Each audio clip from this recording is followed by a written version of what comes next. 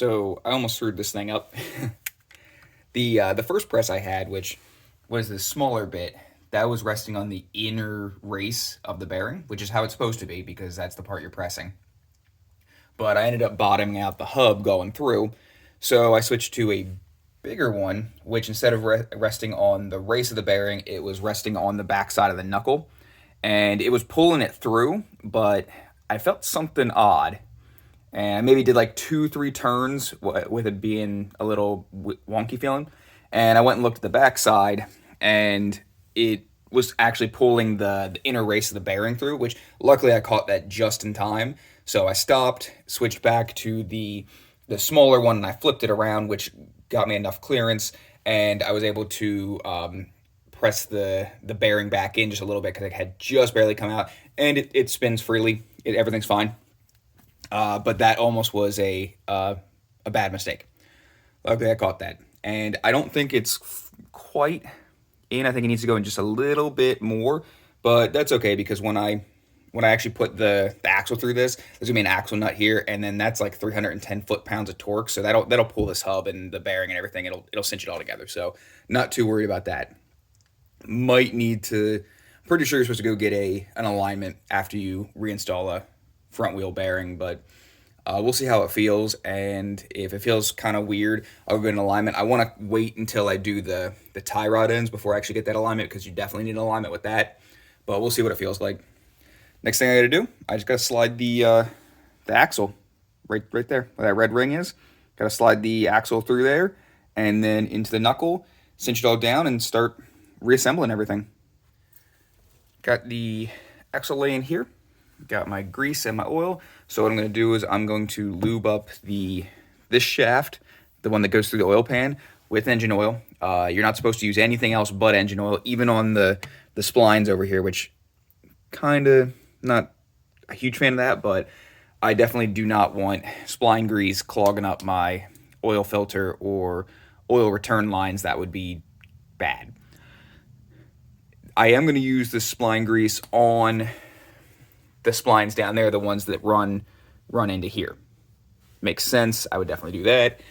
Now, that little red ring here, I couldn't find instructions on this, but it sure looks like what you do is it ships like closed like that. And let me zoom this in for you. A little bit. So it ships closed like that.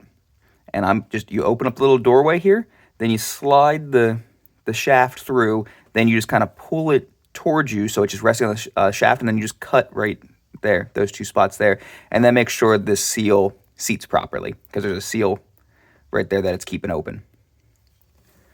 And once it's through there, then you kind of just like force it. You just like hit it, and it should pop this little, there's a ring right here. If I can get a good angle on it. That little ring right there. That just pops that into the differential, holds that in place, and then I slide that end into the knuckle right here.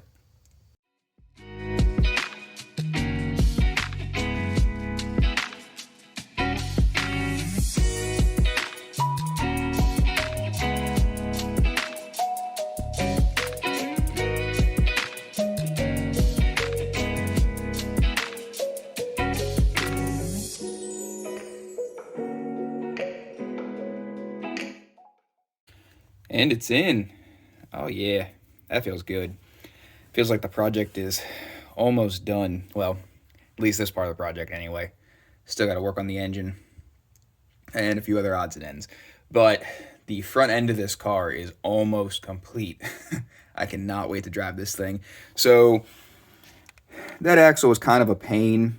That little red snap ring thing that I showed, it pretty much worked like I said. You just got to kind of clip it off a little bit earlier than I thought. I thought you just jam it on and it like kind of breaks off, but it didn't really work that way. So I just got back there and just kind of yanked it, and it just popped right off, and then I slid the seal right on. And to actually get that ring to click into the differential, I just took a sledge and kind of just tapped the end of the axle until it just popped in. And you'll know when it pops in because it feels like a nice pop. It feels rewarding. And then I just wiggled the hub around and the axle around until it just slid right through like butter. and put the nut on. So I'm going to tighten up the nut as much as I can with it off the ground like it is, and then I'm going to start reassembling everything. Sway bar end links, the control arms, retorque them, the rotors, the caliper. I'm going to clean the caliper, and I'm also going to bleed this side as well. Pretty much the same as the way I did on the other side. And once all that's on, then I can lower it on the ground, make sure the that control arm is torqued the way it needs to be. I also need to put that belly pan on, which I'm going to clean that belly pan up because that thing was covered in oil. Hopefully this takes care of one of the oil leaks on this car. Yeah, no, I'm excited. Let's get this thing put back together.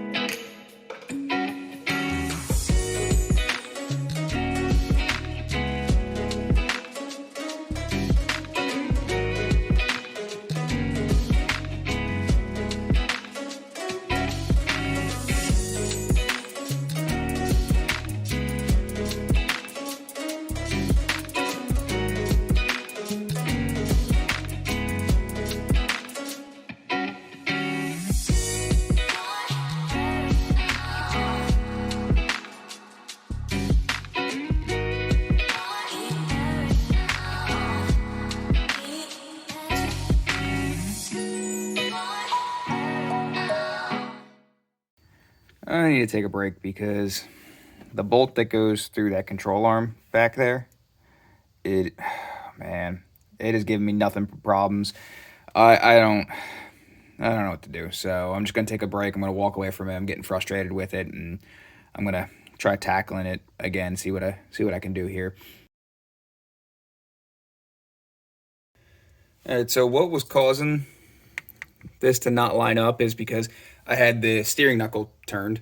I had it turning to the left, and it just wouldn't let that line up. So I realigned the wheel, and bolt should slide right in now. That was kind of a pain. Definitely something to look at for in the future.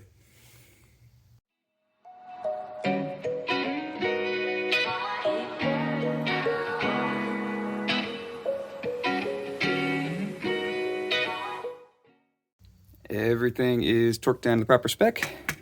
Torqued that guy down. Torqued that guy down. Torqued the sway bar end links down.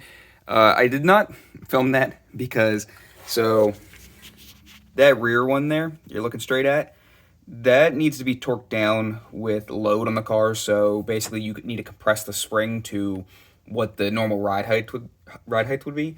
And you would do that with, you could either do that with a lift, or you put on ramps or cinder blocks or whatever else. The way that I did that, probably not the safest way to do it, and I can't endorse the way I did it. It wasn't the safest thing, so I don't want anybody trying to repeat that, so I just didn't film it. But it's all torqued down now and ready to go. I just got to put the dust shield on and the rotor, attach the caliper, clean it off, and bleed the brakes, and then I can put the wheel on and torque that down. We're almost there.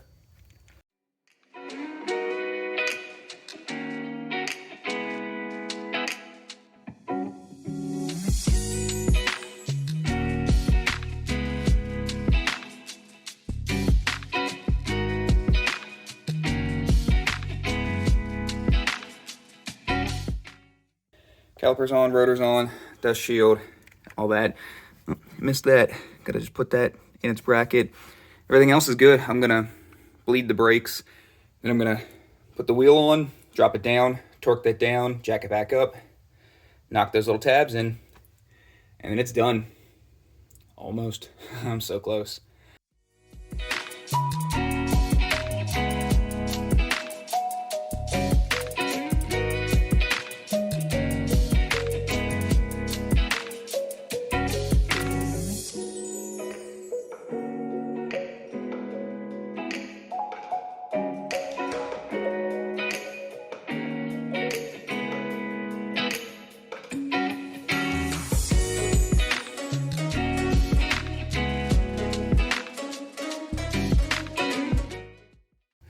Yeah, that was tough.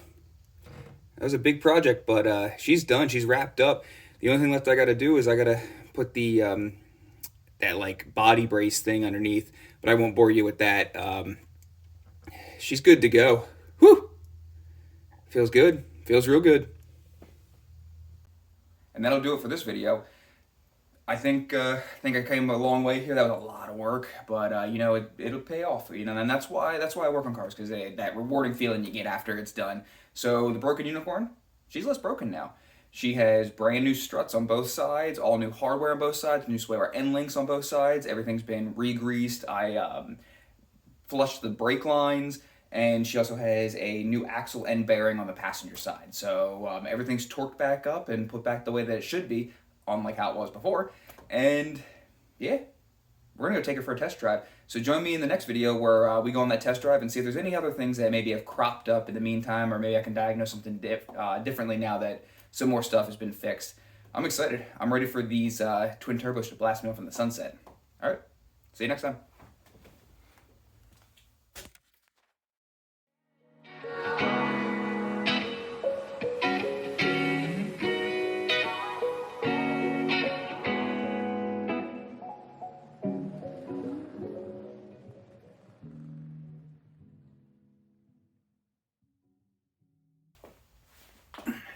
All right, catch you next time.